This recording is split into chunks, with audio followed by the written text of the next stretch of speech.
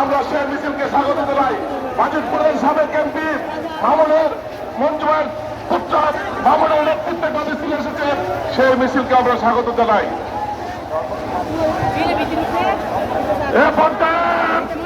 আপনাদের সামনে বক্তব্য রাখবেন ময়মনসিংহ বিভাগীয় বিএনপির সাংগঠনিক সম্পাদক শাহ ওয়ারেস আলী মামুন।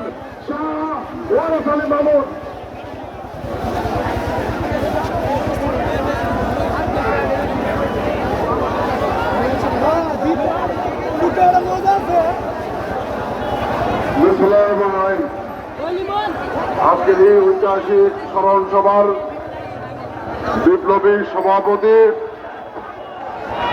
কিশোরগঞ্জের মানুষের প্রাণপ্রিয় নেতা